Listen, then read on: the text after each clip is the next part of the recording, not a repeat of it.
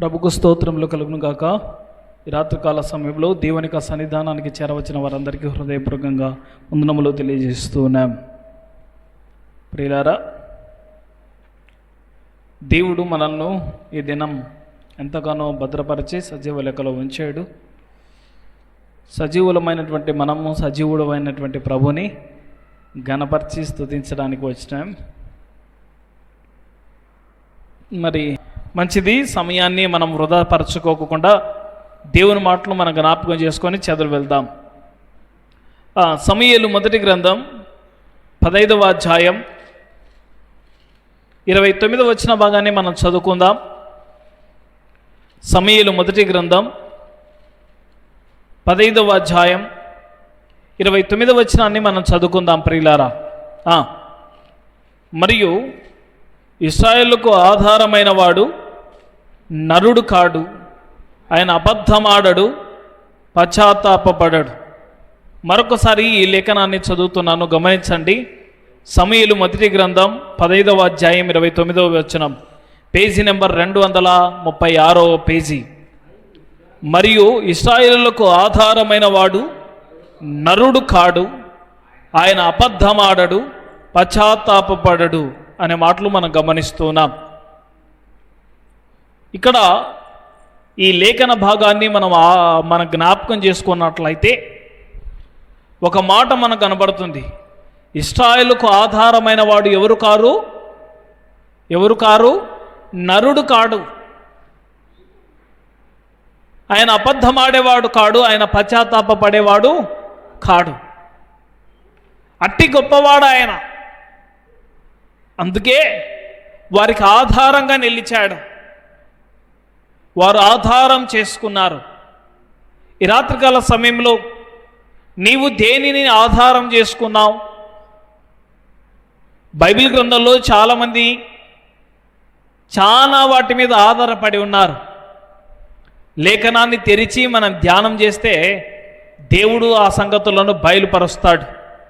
ఒకసారి చదువుదామా? సామెతల గ్రంథం 3వ అధ్యాయం 5వ వచనం.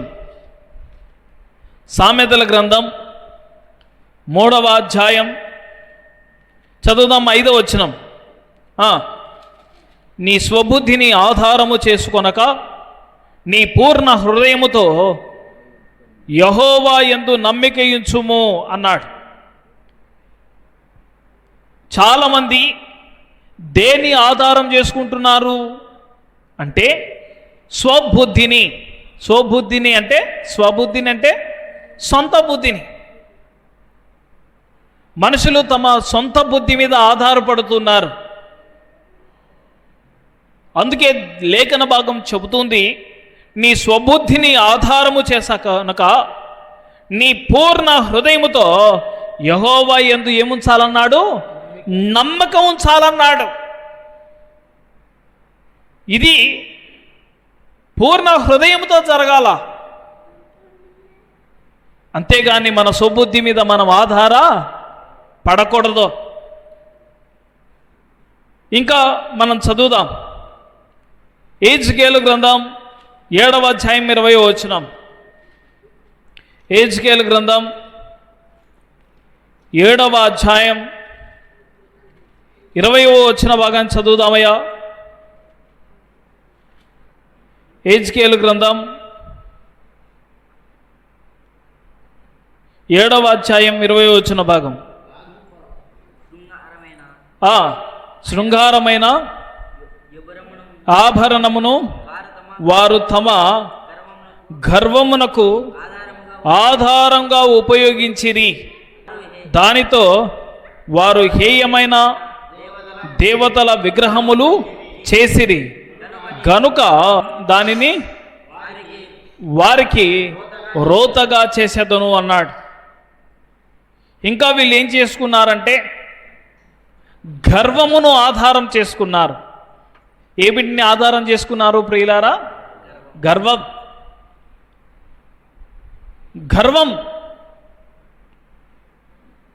దేవుడు తన పిల్లలను ప్రేమించి సమస్తమును సమకూర్చి ఇస్తున్నాడు. కలిగిన వాటిలో దేవుని యందు సంతోషించాలా, కానీ గర్వము చూపకూడదు. గర్వము నాశనానికి ముందు నడుచునని బైబిల్ గ్రంథంలో రాయబడిందండి. నిజమా కాదయ్యా? నాశనం కావడానికి ముందు గర్వం నడుస్తుంది. కాబట్టి మనం గర్వంగా ఎప్పుడు కూడా నడుచుకోకూడదు, గర్వంగా మాట్లాడకూడదు, గర్వంగా ప్రవర్తించకూడదు ప్రియులారా. అయితే దైవ గ్రంథంలో ఇక్కడ మనం చూస్తూ ఉన్నాం, వారు గర్వముని ఏం చేశారయ్యా? ఆధారం చేసుకున్నారు. మరొక మాట చదువుదాం. యెషయా గ్రంథం 30వ అధ్యాయం 12వ వచనం. యెషయా గ్రంథం 30వ అధ్యాయం 12వ వచన భాగాన్ని చదువుకుందామయ్యా. యెషయా గ్రంథం 30వ అధ్యాయం 12వ వచనం. అందుచేతను ఇశ్రాయేలు యొక్క పరిశుద్ధ దేవుడు ఇలాగూ సెలవిచ్చుచున్నాడు, మీరు ఈ వాక్యము వద్దని త్రోసివేసి బలాత్కారమును కృత్రిమమును నమ్ముకొని అట్టి వాటిని ఆధారము చేసుకొంటిరి. చాలు. ఇంకా దేవుడు తన ఆత్మ ద్వారా వ్రాయించి తెలియజేస్తున్నాడు. ఇంకా ఏమిటిని ఆధారం చేసుకున్నారయ్యా? 12వ వచనంలో రాయబడింది. ఏమని వ్రాయబడిందంటే కృత్రిమమును బలాత్కారమును ఆధారం చేసుకున్నారు. బలాత్కారమును కృత్రిమమును ఆధారం చేసుకున్నారు. ఆలోచన చేయండి.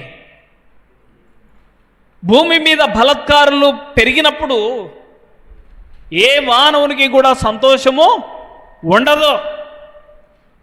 బలాత్కారుడు పేదవాని దగ్గర ఏం చేస్తాడు? దోచుకుంటాడు. అంతే కదయ్యా? పెత్తనం వానిది అయినప్పుడు ఏం చేస్తాడు? అధికారం వానిది అయినప్పుడు ఏం చేస్తాడు? బలాత్కారుడు అన్నీ దోచుకుంటాడు, వాడు అభివృద్ధి చెందుతాడు. అయితే అదే కలకాలం నిలిచి ఉండేటివి కావు, శాశ్వత కాలం ఉండేటివి కావు. అయితే జనులు ఇక్కడ చూస్తూ ఉన్నారు, బలాత్కారమును కృత్రిమమును వారు ఏం చేశారయ్యా? ఆధారం చేసుకున్నట్లుగా మనం దైవ గ్రంథంలో చూస్తూ ఉన్నాం. ఇంకా మనం చదువుదాం. ఇర్మియా గ్రంథం 17వ అధ్యాయం 4వ వచనం. మీరు నిత్యము రగులుచుండు కోపము నాకు పుట్టించితిరి గనుక నేను నీకిచ్చిన స్వాస్థ్యమును నీ అంతటా నీవే విడిచిపెట్టితివి గనుక నీ వెరుగని దేశములో నీ శత్రువులకు నీవు దాసుడవగుదువు. యెహోవా ఇలాగ సెలవిచ్చుచున్నాడు, నరులు ఆశ్రయించి శరీరులను తనకాధారము చేసుకొనుచు తన హృదయమును యెహోవా మీద నుండి తొలగించుకొనువాడు శాపగ్రస్తుడు అన్నాడు. ఇంకా మనుషుడు ఎవరిని ఆధారం చేసుకున్నాడంటే మనుషుని ఆధారం చేసుకుంటున్నాడు కదా. మనుషుడు మనుషుని ఆధారం చేసుకుంటున్నాడు. అయితే బైబిల్ గ్రంథంలో వ్రాయబడింది, నరులను నమ్ముకొనుట కంటేను అధికారులను నమ్ముకొనుట కంటేను యెహోవాను నమ్ముకొనుట మేలు అని వ్రాయబడిందండి. అయితే దైవ గ్రంథంలో ఈ మాట మనం చదువుతూ ఉన్నాం. వారు ఏం చేశారయ్యా? నరులను శరీరులను ఆధారం చేసుకున్నారు. శరీరులు ఆధారం చేసుకుంటే శరీరులు ఏమైనా చేయగలుగుతారయ్యా? ఎవరు ఏం మార్చలేరు. అయితే బైబిల్ గ్రంథంలో రాయబడింది, ఆయన ఉన్న వాటిని లేని వాటిగా, లేని వాటిని ఉన్నవాటిగా చేయగలడు. గమనిస్తున్నారా? ఎర్ర సముద్రాన్ని 2 పాయలుగా చీల్చడం ఎవరి చేతనైనా అవుతుందయ్యా? అమ్మా, అవుతుందా? ఇంకా బండలో నుండి బండను చీల్చి ప్రజలకు నీళ్లు తాగనివ్వడం ఎవరి చేతనైనా అవుతుందా? కాదు కదా. రాత్రి అగ్నిస్తంభంగా పగలు మేఘస్తంభంగా నిలవడం ఎవరి చేతనైనా అవుతుందా? ఏ నరుని చేత కాదు. అయితే ఇక్కడ మనం చూస్తున్నాం, వారు నరులను శరీరులను ఏం చేశారయ్యా? ఆధారం చేసుకున్నారు. గమనిస్తూ వస్తున్నారా లేఖనాలను? ఇంకా మనం చదువుదాం. యెషయా గ్రంథం 47వ అధ్యాయం చదువుదాం. 9వ వచనం చదవండి అయ్యా. ఒక్క దినములోగా, ఒక నిమిషములోనే పుత్ర శోకమును వైవేద్యమును ఈ రెండును నీకు సంభవించును. నీవు అధికముగా శకునము చూచినను, అత్యధికముగా కర్ణ పిశాచ తంత్రములను నీవు ఆధారముగా చేసుకునినను, ఆ అపాయములు నీ మీదికి సంపూర్తిగా వచ్చును అన్నాడు. ఇంకా జనులు ఏమిటిని ఆధారం చేసుకుంటున్నారంటే, దైవ గ్రంథంలో వ్రాయించి తెలియజేస్తున్నాడు, శకునమును కర్ణ పిశాచాలను ఆధారం చేసుకుంటున్నారు. ఈనాడు నరుడు దేవుని మీద ఆధారపడడం లేదు కానీ కదా, దేవుడు అంటే ఎక్కువ భయం ఎక్కువ దేని మీద ఉంటుందయ్యా? దేవుడు అంటే కాపాడుతాడు, సంరక్షిస్తాడు కాబట్టి దేవుడు అంటే భయం పడరు. కానీ అర్ధరాత్రి అయిందనుకోండి, దయ్యాలంటే భయం. అవునా కాదా? కొంతమంది లేచి కూడా పక్కకు పోరు. ఏది ఏ టైంలో చదువు అని చెప్పేసి అద్దొద్దు కనబడి అనేసి అంటారు. అయితే కొంతమంది ఏం చేస్తారంటే కర్ణ పిశాచాల మీద ఆధారపడతారు, దేవుని మీద ఆధారపడక. బైబిల్ గ్రంథంలో ఒక వ్యక్తిని మనం దైవ గ్రంథంలో జ్ఞాపకం చేసుకోవచ్చు ఈ సమయంలో. ఎవరు అంటే, ఇశ్రాయేల్ ప్రజలకు మొట్టమొదటగా రాజు ఎవరయ్యా? ఎవరైనా చెప్పగలుగుతారయ్యా? ఇశ్రాయేల్ ప్రజలకు మొట్టమొదట రాజు ఎవరు? సౌలు. సౌలును దేవుడు రాజుగా చేస్తే దేవుని మీద ఆధారపడిన నాళ్ళు, దేవుని ఆనుకున్న నాళ్ళు వర్ధిల్లుతూ వచ్చాడు. అయితే దేవుడు వద్దన పని చేయకమని చెప్పిన పనిని ఆయన చేయగా దేవుడు అతన్ని విడిచిపెట్టాడు. మరి విడిచిపెట్టగా ఈ వ్యక్తి ఏం చేశాడంటే కర్ణ పిశాచాలు చెప్పేటువంటి స్త్రీ దగ్గరికి వెళ్ళాడు.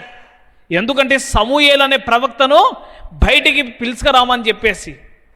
ఆలోచన చేయండి, దేవుని దగ్గర ఏదైనా ఉంటే గోజాడుకోవాలా కానీ కర్ణ పిశాచాలు దయ్యాల దగ్గరికి పోతే ఇంకా పైసలు అయిపోతాం. అయితే ఆనాడు మనం దైవ గ్రంథంలో చూస్తున్నాం, వారు అత్యధికముగా శకునము చూస్తూ కర్ణ పిశాచాల మీద ఏం చేస్తున్నారు? ఆధారపడుతున్నారు. ఈనాడు ఒక విశ్వాసులుగా మీరు కూడా ఆధారపడుతున్నారా? దేవుడు విలువ పెట్టి కొన్నాడు మిమ్మల్ని ఎందుకు? తనకు సాక్షులుగా ఉండడానికి, తన మీద ఆధారపడడానికి. ఈనాడు ఒక విశ్వాసిగా ఉండి కూడా శకునాన్ని చూసి బయలుదేరేటోళ్ళు ఉండారా లేదా? పిల్లి అడ్డం వచ్చి ఇంకా కొంచెంసేపు కూర్చొని పోయేటోళ్ళు, విధవరాలు ఎదురొస్తే కూర్చొని పోయేటోళ్ళు. చిరకాలం నువ్వు నేను ఈ భూమి మీద ఎవరు ఉండమండి, ఎన్నో తరాలు గతించిన తర్వాత మనం ఉన్నాం. దేవుడు నరులారా రండని ఆయన పిలుస్తూ ఉన్నాడు. ఆయన పిలుపునిచ్చేటప్పుడు ఎవడు ఉంటాడో తెలియదు, ఎవడు ఊడిపోతాడో తెలియదు.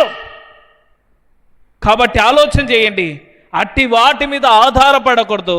అయితే వీళ్ళు చూస్తున్నాము, వీళ్ళు అట్టి దాల మీద ఆధారపడ్డారు, కానీ నీ మీదికి అపాయం వచ్చడాన్ని ఎవ్వడు కూడా తప్పేయలేడని చెప్పాడు. ఆలోచన చేయండి. అందుకే నరులమైన మనము వీటి మీద ఏం చేయకూడదు? ఆధారపడకూడదు. కానీ బైబిల్ గ్రంథంలో ఎఫెసీయులకు రాసినటువంటి పత్రికలు అంటాడు, మీరు పోరాడుచున్నది శరీరాలతో కాదు కానీ ఆకాశ మండలం ముందున్న ఎవరితోలయ్యా? ఎవరితో పోరాడుతుండే? ఇది దురాత్మల సమూహంతో పోరాడుతుంటే ఒక విశ్వాసిగా నువ్వు అక్కడికి వెళ్తే ఏం లాభం ఉంది? అందుకే మీరు అపవాది తంత్రములను ఎరగని వారు కారు అన్నాడు. మనం అపవాది తంత్రములన్నిటినీ ఎరిగిన వారమండి. కాబట్టి తెలుసుకోండి, అపవాది దగ్గరికి వెళ్ళొద్దండి, నష్టపోతారండి, మేలు జరగదు. అయితే ఇక్కడ మనం చూస్తున్నాం, సౌలు అనేటువంటి రాజు అపవాది మీద ఆధారపడగా మళ్ళీ అతడే తన కత్తితో హతమార్చుకొని చచ్చిపోయినట్లు మన దైవ గ్రంథంలో చూస్తూ ఉన్నాం. దేవుడు ఈ మాటలు హెచ్చరిస్తుండగా వాటిని విడిచిపెట్టండి, మేలు మీకు మీ కుటుంబాలకు. మంచిది. మరొక మాట చదువుకుందాం. ఎహెజ్కేలు గ్రంథం 16వ అధ్యాయం 15వ వచనం. అయితే నీ సౌందర్యమును నీవు ఆధారము చేసుకొని నీ కీర్తి వచ్చినందున నీవు వేశ్యవై దారిని పోవు ప్రతి వానితో బహుగా వ్యభిచరించుచు వచ్చితివని పిలిచిన వానితో నెల్ల పోతివి అన్నాడు. గమనిస్తున్నారా? ఇంకా వేటిని ఆధారం చేసుకున్నారన్నారు? సౌందర్యం. బైబిల్ గ్రంథంలో దేవుడు రాయించాడు, ఆ సౌందర్యము ఏ విధంగా అన్నాడు? వ్యర్థమన్నాడా మంచిది అన్నాడయ్యా? మంచిది కాదు, వ్యర్థం అది. అయితే వయసు ఉందని చెప్పేసి, యవ్వనంలో ఉన్నామని చెప్పేసి దాని మీద ఆధారపడి చేయలేని తప్పులన్నీ చేస్తే జీవితంలో పశ్చాత్తాపడవలసినటువంటి పరిస్థితి వస్తుంది. లేత వయసును నడిప్రాయమును గతించిపోవును, అయితే వీటన్నిటిని బట్టి ప్రభువు నిన్ను తీర్పులోనికి లెక్కలోనికి తెచ్చును అని దైవ గ్రంథంలో రాయించాడు. సౌందర్యాన్ని ఆధారం చేసుకొని తల్లి లేదు, పిల్ల లేదు, చెల్లి లేదు, తమ్ముడు లేదు, అన్నా లేడు, ఇష్టం వచ్చినట్లు పాపం చేసుకుంటూ ముందుకు పోయేటోళ్ళు చాలామంది ఉన్నారా లేదయ్యా? అబ్షాలోముకు ఎవరు కావాల్సింది వచ్చింది? తన సొంత చెల్లెలండి తామారు. పాపం చేసేవానికి కనపడతాయా కళ్ళు? ఆ తామారును మోహించి అతడు తన అంతఃపురంలోనికి తీసుకొచ్చుకొని ఆమెతో పాపం చేయగా అతని సహోదరులు అతని మీద పడి ఏం చేశారు? చంపివేశారు. ఈనాడు విలువలతో కూడినటువంటి సమాజంలో విలువలేని వ్యక్తిగా చాలామంది జీవిస్తున్నారు. ఇది మంచిది కాదు, ఇది మంచిది కాదు. సౌందర్యాన్ని ఆధారం చేసుకొని పాపము చేయొద్దు. పాపం విషయంలో ఏసేపన్న యవ్వనస్తుడు ఏం చేశాడయ్యా? తప్పించుకొని పోయినాడా లేదయ్యా? అమ్మ, తప్పించుకొని పోయినాడా లేదా? తప్పించుకొని పోయినాడు. పాపము జోలికి పోలేదు. నేను ఇంత ఘోరమైన దుష్కార్యము దేవుని ఎదుట చేసి నేను ఎట్లా ఉంటానని చెప్పేసి అన్నాడు. కాబట్టి ఆలోచన చేయండి. ఈనాడు చాలామంది యవ్వనాన్ని చూసుకొని ముందుకు పోతా ఉన్నారు. అయితే కఠినమైన శిక్ష ముందు ఉందని చెప్పేసి గమనించాలా. ఇంకా ఇట్లాగా చెప్పుకుంటే చాలా మాటలు వ్రాయబడ్డాయి.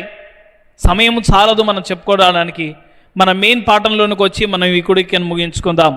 సమూయేలు మొదటి గ్రంథం 15వ అధ్యాయం 29వ వచనం చదవండి అయ్యా. సమూయేలు మొదటి గ్రంథం 15వ అధ్యాయం 29వ వచన భాగం. మరియు ఇశ్రాయేలుకు ఆధారమైన వాడు నరుడు కాడు, ఆయన అబద్ధమాడడు, పశ్చాత్తాప పడడు అన్నాడు. వారికి దేవుడు ఆధారంగా నిలిచాడు. కాబట్టి ఎవ్వరి యొద్ద చేయబడిన కార్యములు వారిలో చేశాడు దేవుడు.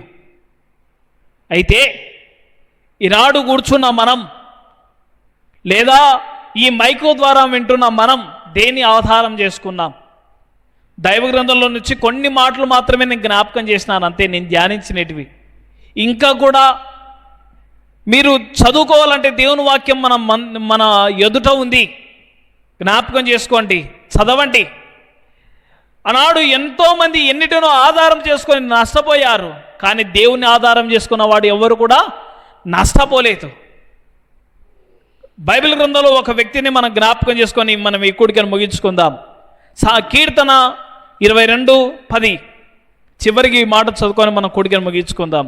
22వ కీర్తన 10వ చరణం చదవండి ఆ బిగ్గరగా ఒకరు. ఈ మాట బాగా చదువుకుందాం. 22వ కీర్తన 10వ చరణం తీసినారు అందరూ? Page number 462. గర్భవాసినైనది మొదలుకొని నాకు ఆధారము నీవే, నా తల్లి నన్ను కన్నది మొదలుకొని నా దేవుడవు నీవే. ఎవరి మాటలు చెబుతున్నారు? 22వ అధ్యాయం పైన వ్రాయబడింది దావీదు రాజు చెబుతున్నాడు, గర్భవాసినైనది మొదలుకొని నాకు ఆధారము నీవే అన్నాడు. మరి ఈనాడు నీవు ఏమిటిని ఆధారం చేసుకున్నావు? వేటిని ఆధారం చేసుకున్నావు? నువ్వు వర్ధిల్లలేవు, కానీ దేవుని ఆధారం చేసుకుంటే నీవు తప్పక వర్ధిల్లుతావు. నీకు నీ కుటుంబానికి మేలు కలుగుతుంది. అయితే ఇంతవరకు మనం చదువుకునే మేము వాటిని ఆధారం చేసుకున్న వాళ్ళు నష్టపోయినారు. చాలా మాటలు నేను ధ్యానించినాను, చెప్పుకోవడానికి సమయము లేదు కాబట్టి నేను ఈ కొడుకుని ముగిస్తున్నాను. ఒక దేశానికి రాజు అంటే ఆ వ్యక్తి చెబుతున్నటువంటి మాట, గర్భవాసినైనది మొదలుకొని నాకు ఆధారము నీవే అన్నాడు. నీకు ఆధారం ఎవరు? ఏమిటిని ఆధారం చేసుకున్నావు? ఏమిటిని ఆధారం చేసుకున్న చివరికి అవి నీతో కూడా రావు. ప్రభు అయిన యేసునందు విశ్వాసం ఉంచు, అప్పుడు నీవును నీ ఇంటి వారు రక్షణ పొందుతారు. దేవుడు తన మాటలు మన కొరకై దీవించునుగాక. ప్రేమ కలిగిన మా ప్రియ పరలోకపు తండ్రి, దయగలిగిన మా ప్రభువా స్తోత్రాలు. ఈనాడు చెప్పబడిన మాటలు నీ ప్రజల హృదయాలలో ముద్ర వేసి ఫలింప చేయండి. మరి దావీదు మహారాజు అన్నాడు, నాకు ఆధారం నీవే అన్నాడు. ఇశ్రాయేలుకు ఆధారమైన వాడు నరుడు కాడు, ఆయన అబద్ధం ఆడని వాడు, పశ్చాత్తాపపడని వాడు అని గ్రంథాల్లో వ్రాయించి తెలియజేశావు. అవునైనా స్తోత్రాలు. ఆనాడు ఎంతోమంది జనాంగం ఇదిగో సౌందర్యం మీద ఆధారపడ్డారు, గుర్రముల మీద ఆధారపడ్డారు, మనుషుల మీద ఆధారపడ్డారు. మాత్రమే కాదు, తమకు కలిగినటువంటి ఆ యొక్క కృత్రిమమును బలత్కారం మీద ఆధారపడ్డారు. అయితే వీటి మీద ఆధారపడిన వాడు ఎవరు వర్ధిల్లినట్లుగా మేము దైవగ్రంథంలో చూడలేకపోతున్నాం. నాయనా, అల్పులంగా నిమిత్త మాత్రులుగా మేము వీటి మీద ఆధారపడక, భక్తుడు చెప్పినట్లుగా గర్భవాసినైనది మొదలుకొని నాకు ఆధారము నీవే అని పలికినట్లుగా మేము కూడా ఈ రాత్రికాల సమయంలో పలకడానికి సహాయము చేయండి. విన్న ఈ మాటలు మా హృదయాలలో ముద్ర వేసి ఫలింప చేయండి. నీ మందిరంలోంచి ఇప్పుడు వెళ్తున్నాం, నీ మెండైన దీవెనలతో పంపండి. రేపటి దినాన ఈ విధంగా కలుసుకొని మిమ్మల్ని చక్కగా కనపడుచున్నట్లు మీరే సహాయము చేయమని, చేరవచ్చిన వారిని నిండారుగా ఆశీర్వదించమని మా ప్రభువును మా సొంత రక్షకుడైన యేసు క్రీస్తు నామమున ప్రార్థించి అడిగి వేడుకొంచున్నాము తండ్రి, ఆమేన్. ఇంతటితో కొడుకు ముగించబడింది. అందరికీ వందనాలు ప్రియులారా.